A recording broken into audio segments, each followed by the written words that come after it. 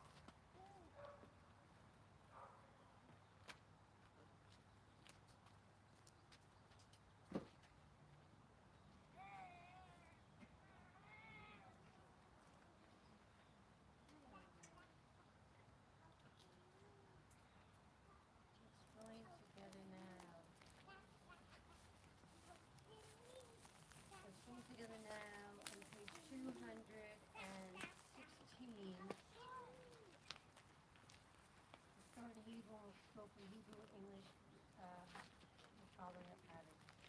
Eloheinu v'Elohei Avotenu v'Imotenu, Ya'aleh v'Yavov v'Yizacher Zichronenu. וזיכרון כל עמך בית ישראל לפניך, לטובה ולחן ולחסד ולרחמים, לחיים ולשלום, ביום חג הסוכות הזה. Together, our God and God of our ancestors, be mindful of your people Israel, and recall our merit for good and grace, and in loving kindness and compassion, life and peace on this festival of Sukkot. זוכרנו אדוני אלוהינו בו לטובה. Amen. ופקדנו בו לברכה. Amen. והושיענו בו לחיים. Amen. This day remember us for well-being. Amen. This day bless us with your nearness. Amen. This day help us to a fuller life. Amen. I'm going to pass the mic back to Sheila and 220 and continue with Ritze.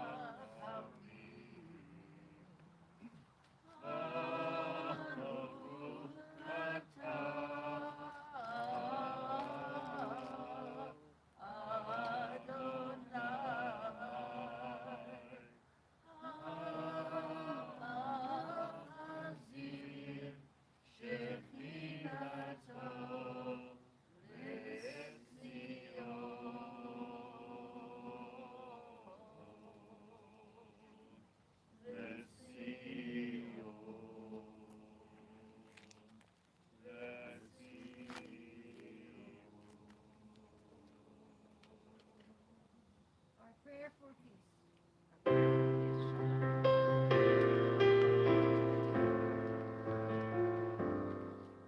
Shalom Israel Tasim lev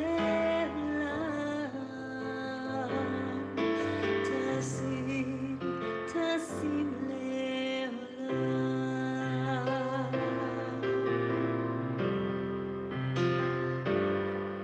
Ki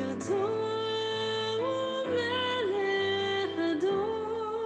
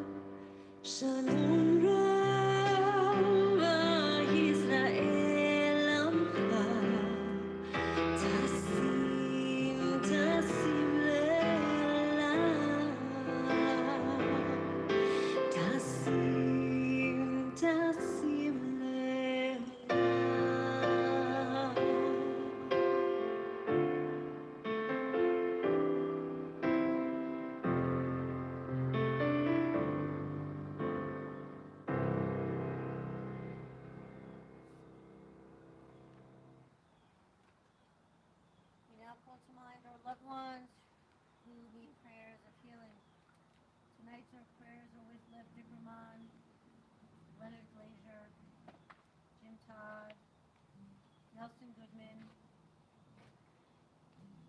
Larry Goldwyn. Have the name of a loved one we should keep in our prayers. Please say their names aloud at this time.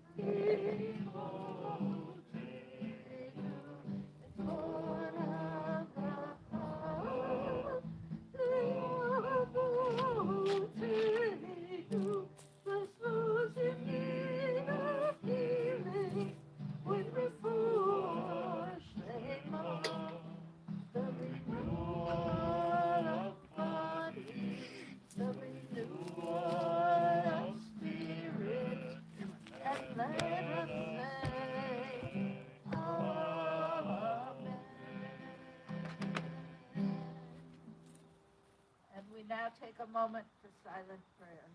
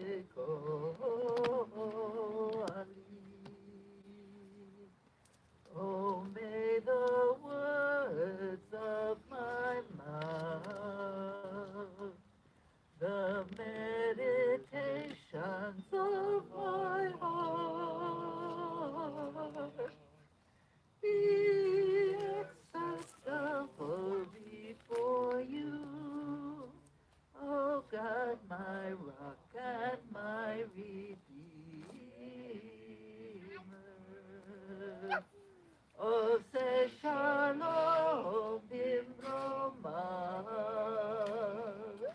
Uyase Shalom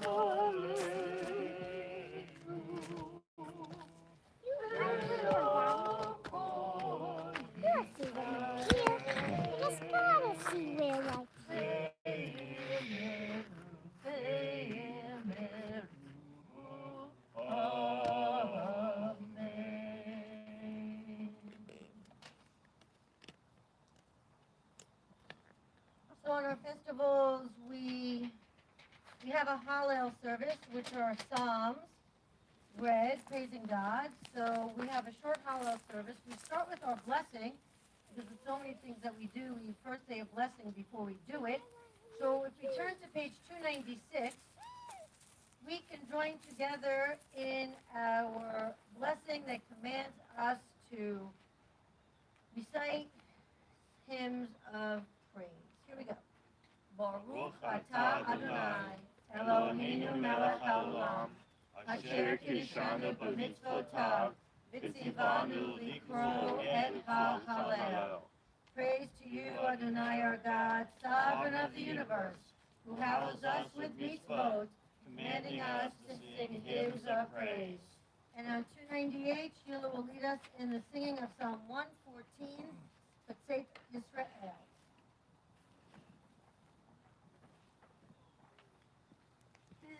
בית ישראל ממצרים, בית יעקב מהמועד.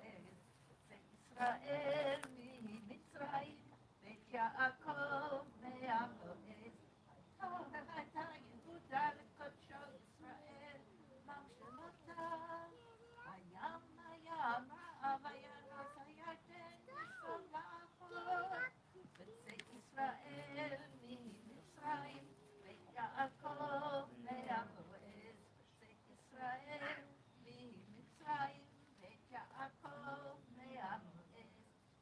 ההרים רקדו כאלים, גבעות כבני צאן. מלך הים תתבס, הירדן תיסוג לאחור. בית ישראל ממצרים, בית יעקב מהמועד. בית ישראל ממצרים, בית יעקב מהמועד. Thank you, Sheila. And now if we turn to page 301 in the middle is Psalm 118. We're only going to do the first paragraph. It's very traditional to do this. So it's a responsive reading, so to speak. Odu Ladonai Kito. Ki le'olam chasto, Yomarna Yisrael. ki le'olam chasto, Yomruna Vet Aharon. ki le'olam chasto, Yomruna Yirei Adonai. ki le'olam chasto. So now what I think we'll do is we will, we have an opportunity for everybody to take up the lulav and the etrog, which we know is a mitzvah. You know, when we think about Sukkot, it comes really at the right time because we have the 10 days of awe, which are solemn and intense and heavy and important, but nonetheless very intense. And then 5 days later, we get to do something joyous. We sit in the Sukkah. We have 7 days of enjoyment. And in fact, the rabbis call Sukkot Zman Simchatenu, the time of our rejoicing. And it's known as the most joyous of times in our tradition. And it's known as like Chag. When you think of like the festival with a capital F, it's Sukkot. It's the most festive. And we know that this comes from the Bible. And, you know, before we take up the lulav and the etrog, let's just take a moment to for a little teaching. Noah, if you could pass these this way, this would be great. And if you could pass this way, back to Michelle, that would be great. One sheet per person. This comes from Sefaria, which is an amazing Jewish education website. And this is actually something that their education department put out. And I thought we could just read through it. It's a cloud, it's a hut, it's a sukkah, right? So really and I wanted to I highlighted two things in blue, so we don't have to stop the reading. One is Gemara. Okay, the Gemara is a discussion in the Talmud. Okay, sorry. So we have the Mishnah, which is the first book from the rabbis, where they took the oral law.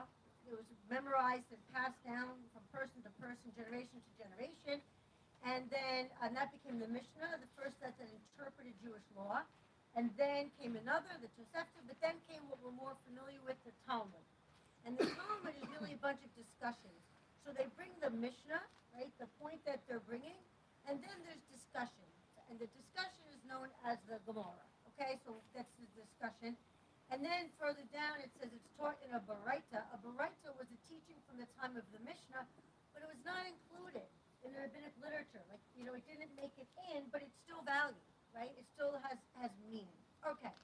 So they're really talking about what exactly is meant by building a sukkah. And since we have people watching online, I'm going to do the reading because otherwise people won't hear, okay? Otherwise we would take turns. So it says, many of us are currently constructing the temporary huts known as Sukkot, which of course is the plural of Sukkah, booths, in preparation for the holiday known as Sukkot, or at least planning on mooching off one's others have built, right? Because it's a mitzvah to spend time in the Sukkah. But why are we instructed to construct them at all? Why are we instructed to construct them at all? The Torah tells us it's in commemoration of the Sukkot, the booths, we dwelled in on our way from Egypt to the land of Israel. So in the book of Leviticus we read, you shall live in booths 7 days.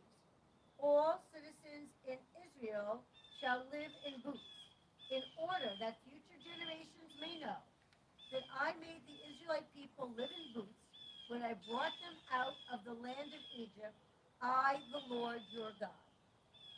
And there's also biblical references to the lulav and the etrog, and when the kids were here today, we talked about that, but just wanted to say that this also comes from the Torah. All right, so then this text continues. There's one problem, though. In the 4 books of the Torah that describe the Israelites wandering in the desert, there is not one other verse that mentions them living in Sukkot. We thought about making a count of the number of times the books mention Israelites living in tents, but it would take too long. Trust us, it's a lot of times.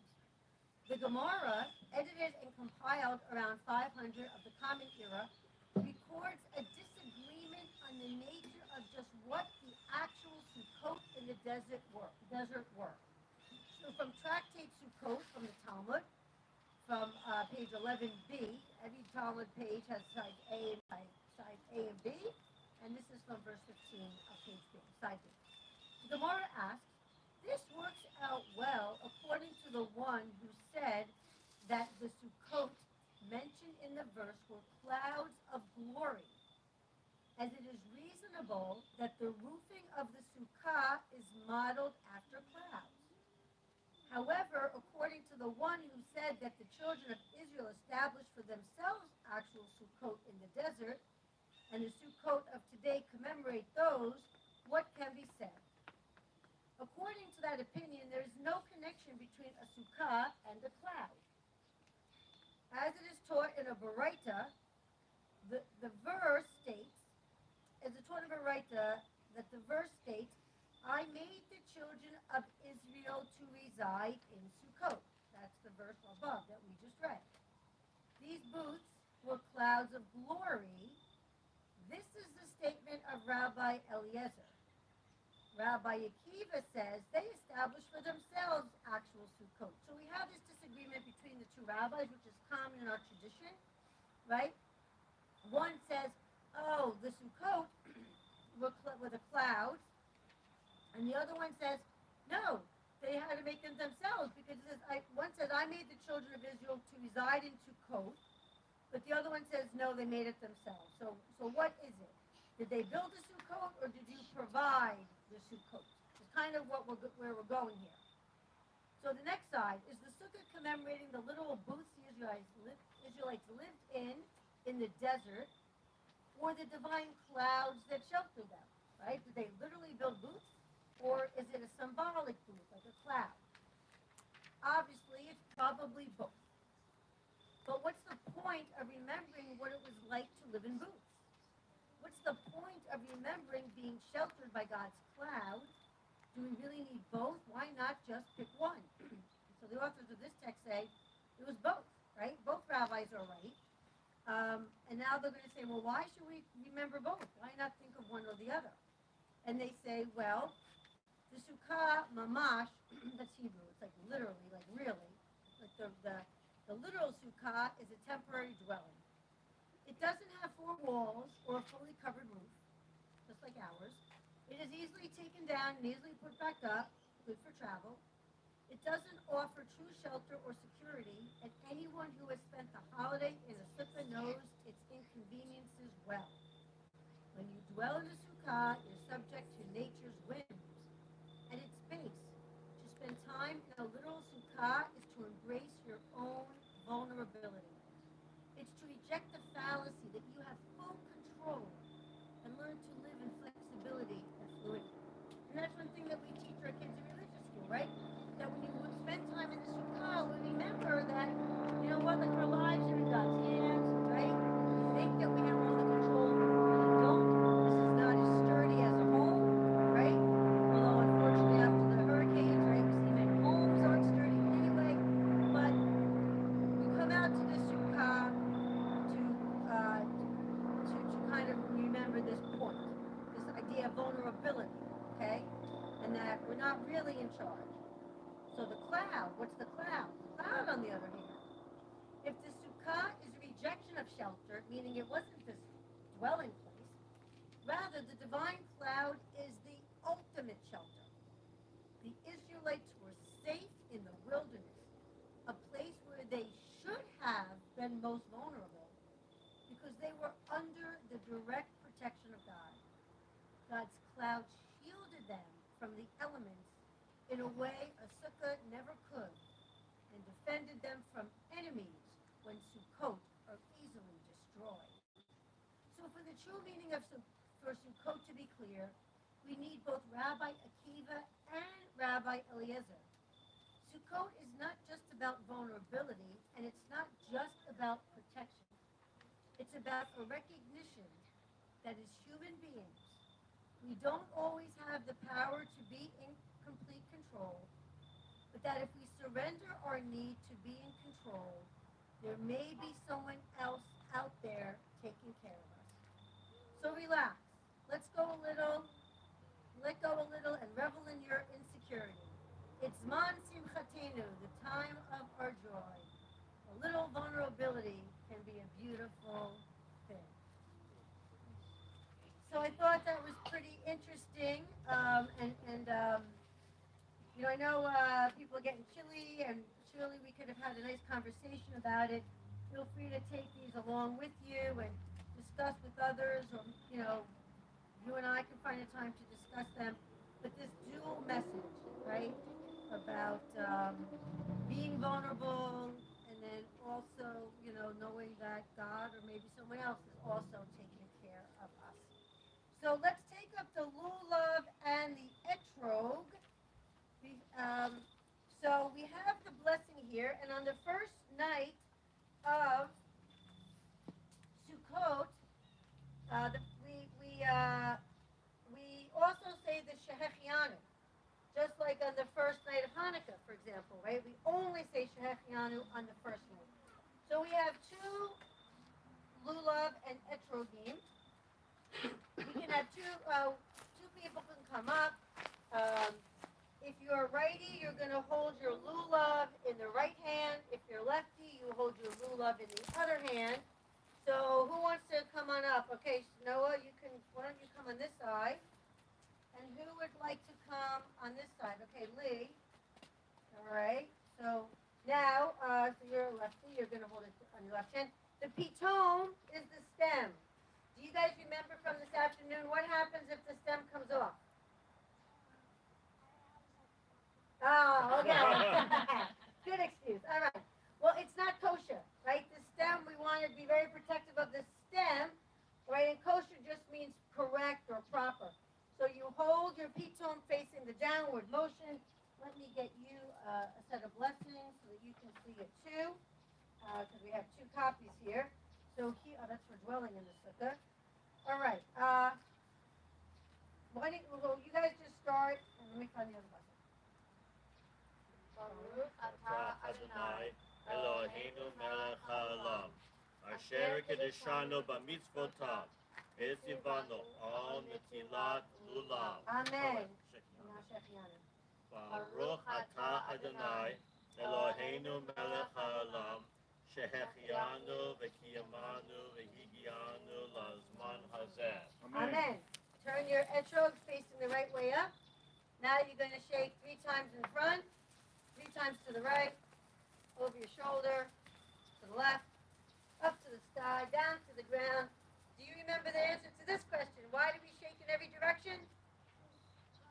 Because God is everywhere. All right. Give that man a Hershey bar. All right. Who else would like to come perform the mitzvah? All right, Will, come on up. Emma, you're coming too? All right. And also, all right, here we go. Emma, you got that one here. Come here, sweetheart. All right. Here, you take the bigger one. Come here. Here, give that one to your brother. Remember for this here. Hold this in this hand. And hold this one here. I'll help you, okay? Here we go. Here are the words to the blessing, okay? You can do it together. Baruch atah Adonai Eloheinu melech haolam asher kiddushanu b'mitzvotav v'tzivanu al mitzilat lulav. Now we turn our etrog facing up, and now you're going to shake 3 times. In front, to the right, over your shoulder, back, this way, up to the sky, and down to the ground. And now smell your etrog. Oh, we forgot Shechianu.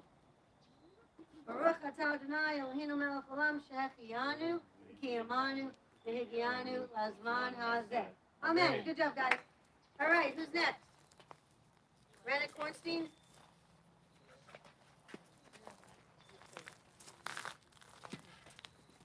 Here you go.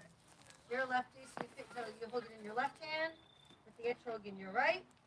Here's the first blessing. Here's the second. Here you go. The last words are Al Nitzilat Lulav.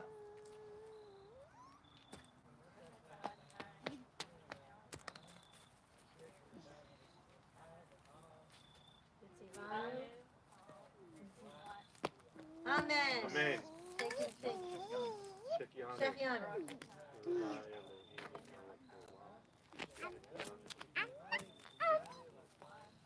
Amen. Turn it over, and now start your shaking. 3 times in front, right, behind, left, up, down. All right, and then smell the etrog when you're done. All right, who's next? Sheila? Michelle? Do we have a lefty in the group? No, 2 righties. All right. Make your way over. You can turn the blessings this way. Absolutely, positively. Here you go, Michelle. Okay. Hold them together. Peep them down. There you go.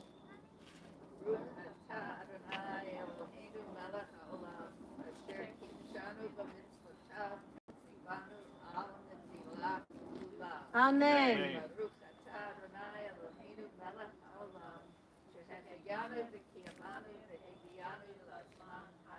Amen. All right, now you shake. Front, to the right, over your shoulder, left, Battery 100%. up, down.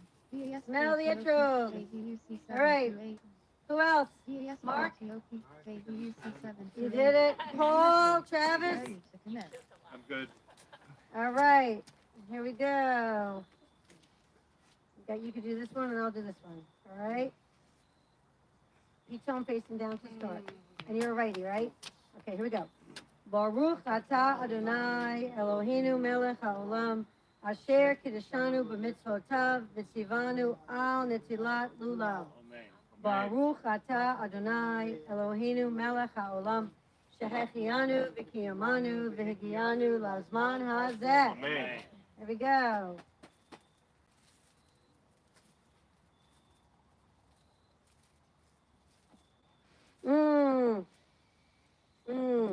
Smells so good. Oh my goodness. All right. So. And we're gonna have to share some of these. We never another blessing because perhaps you guys could share and it's a blessing. It's a mitzvah. It's a mitzvah to spend time in the sukkah. I thought I had 4 of them. So let's say the blessing together. Because just by being in the sukkah, we are also performing a mitzvah. And performing a mitzvah, there's a blessing to say. Here we go. Baruch atah Adonai Eloheinu melech haolam asher kiddushanu b'mitzvotav v'tzivanu le'shev b'sukkah. Amen. All right. So the sukkah is here all week. Hopefully the weather will be nice. Feel free to stop by, have lunch or dinner or hang out. I know the book club is meeting here this week in the sukkah. We'll be here on Saturday night for schmoozing in the sukkah, which is always a lot of fun. If you haven't yet RSVP'd, please do. It's for people of all ages. And so please plan to join us. It's going to be a good time. And I know the food's coming from a Mediterranean restaurant. So I'm sure it'll be really tasty and delicious. All right. At this time, we're going to call to mind our loved ones who live on within us, in our hearts and our memories, even if they're not physically by our side. If you're here to recite Kaddish for a loved one, you're invited to rise when their name is read aloud. Tonight, we remember Stacy Borrell, Sarah Lee Kornstein, Sheldon Weinstein, Agnes Rose Fleischaker, Mary Friedman, Frida Isler, Tilly Caden, Francis Wexler. Zichronam Livracha, may their memories be for a blessing, and may they rest in peace as we rise together as a congregation, reciting the morning Kaddish, page 334. Yitkadal v'yitkadal shemei Rabbah, v'yamad divrach yiruteh v'yamlich malchuteh, v'chayei hon v'yomei hon v'chayei techo beit Yisrael, v'hagalah u'yizman karev yimeru amen. Yehi shmei Rabbah mevorach le'olam v'yomei omaya. Yitbarach v'yishtabach v'yitpahar v'yitromah v'yitnaseh. Yitadar v'yitaleh v'yitalah shemei kudesha v'richu. Zahela min kol birchata v'shirata. Ushbechata v'nechemata. V'aviran v'alma v'yimeru amen. Yehi shlama Rabbah mishmaya. V'chayim aleinu v'yakol Yisrael v'yimeru amen. Amen. Oseh shalom b'romah. Uyahaseh shalom. Aleinu v'yakol Yisrael v'yimeru amen. Amen. May the source of peace and peace to all who mourn and comfort to all who are bereaved, as we say one more time together. Amen. Our concluding song was written by Sheila, and I'll pass it out, and she'll say a few words.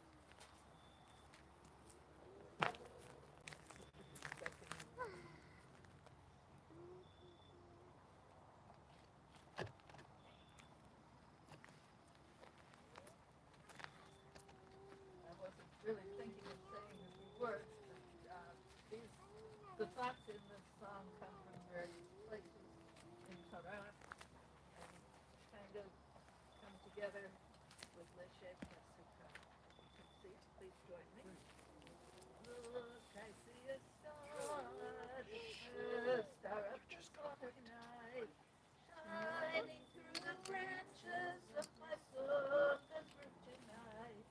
I give thanks to Adonai for the fruits of the land, and here in my sukkah I feel God close at hand. Baruch atah Adonai Eloheinu, melech haolam, Asher kiddushanu b'mitzvotav, v'tzivanu le'shet b'sukkah.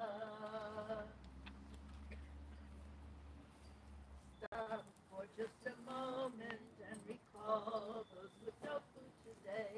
Bring something for the hungry when you come to shul to pray. Then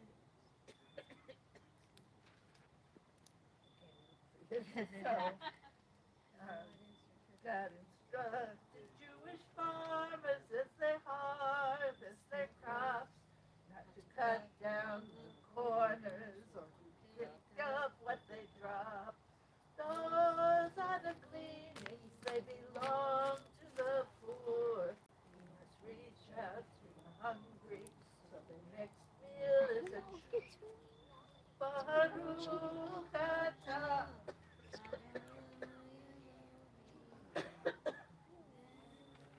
melech haolam, Asher kiddushanu b'mitzvotav, v'tzivanu le'shet b'sukkah. Sorry, I got a whiff of something burning in Thank you, Sheila. Thank you, Travis, for streaming. Thanks for all being here. Wishing everybody Chag, Sukkot, Sameach. May it be a great Sukkot for all. Those who are not too cold, if we could just bring some chairs and the prayer books and the table back in, that would be fantastic. And I look forward to seeing everybody soon. Erev Tov. Erev Tov.